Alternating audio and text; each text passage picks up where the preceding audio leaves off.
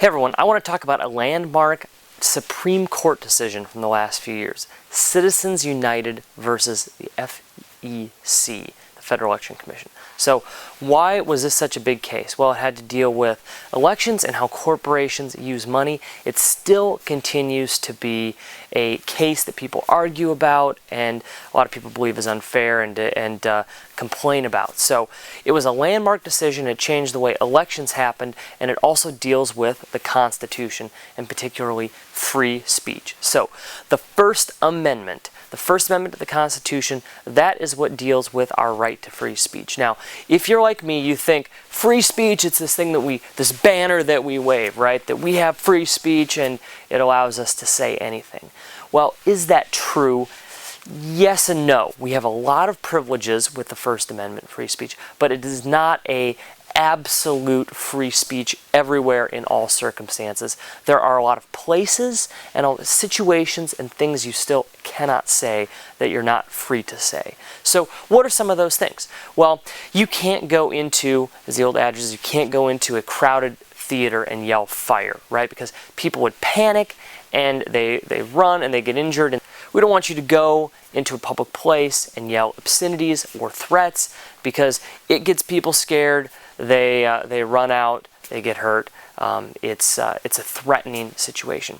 You don't have absolute free speech in terms of content. You can't show child pornography or make it and say that this is free speech. There are also other places where you don't have free speech. For instance, in a school. Remember when I was in high school, you'd have students who teacher would tell them that they can't say something or talk about something, and they said they have the right to free speech. Well, you don't have the right to free speech in a school. The school can tell you what you can and can't do, what you can and can't say. For instance, when I was in high school, they came over the loudspeaker one day and said, we've had a gang problem, and they call themselves ICP after the Insane Clown Posse, and so no one can wear ICP t-shirts anymore. Now, you could argue, oh, well, I have free speech to wear the ICP t-shirt because I'm a juggalo. Oh, no. The school can limit that because there is a public interest, a school interest in reducing a gang, so to speak, associated with that t-shirt. This has been controversial about what you can and can't say in schools. There was an interesting case, the Bong Hits for Jesus case, where a kid in Alaska unfurled a banner that said "Bong Hits for Jesus," and it happened during school hours, but across the street from the school as the Olympic torch passed by in front of all these news cameras. So the high school principal allowed them to go across the street during school hours to watch the torch go by. He unfurls his banner. The question was, is this still in the school that the school can control it?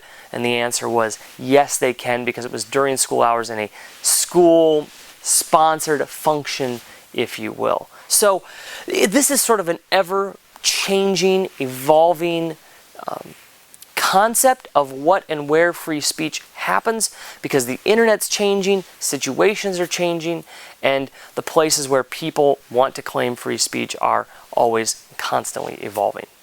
So what's the idea behind free speech? The First Amendment is that we don't want unnecessary government censorship in what we say. We don't want the government to be able to tell us what we can and can't do, because this is where so many of the oppressive governments of the world get their power, is that they say citizens cannot talk about certain subjects. We don't want you talking about starting a coup. We don't want you talking about religions because we want to censor these religions so you don't know anything about them. We want to keep you sheltered from certain topics.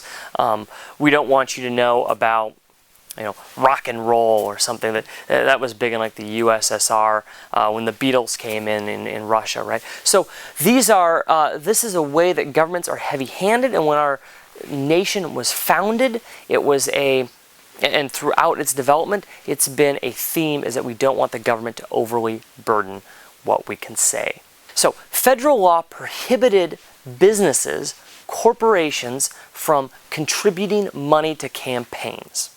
They can't take a position before Citizens United, they could not take a position, support a candidate, give money. And the Supreme Court had said that they are interfering with elections, so this is not a way that corporations can spend their money. And corporations here in this case are arguing that it is their free speech to give their money to or put money into advocating for a candidate.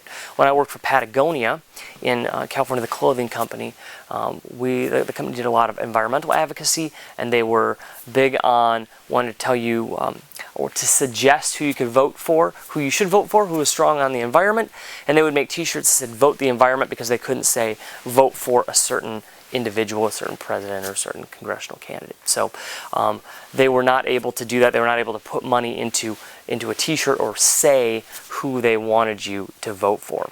So in Citizens United is actually making a movie about Hillary Clinton. It's a nonprofit corporation, and they are making an anti-Hillary movie for the 2008 campaign when she ran for office against Obama and lost the primary. So they're making this movie, and the issue is whether this movie that this corporation is funding, that is clearly advocacy, is a violation of free speech. And Citizens United is arguing that it is a violation of free speech, that they should have the ability to put money into this movie and make this statement about Hillary. So the law at the time was an outright ban on corporations making statements, political statements. This means that the Sierra Club, which is also environmentally conscious, can't tell you who the candidates are that are serious about the environment. It means the NRA,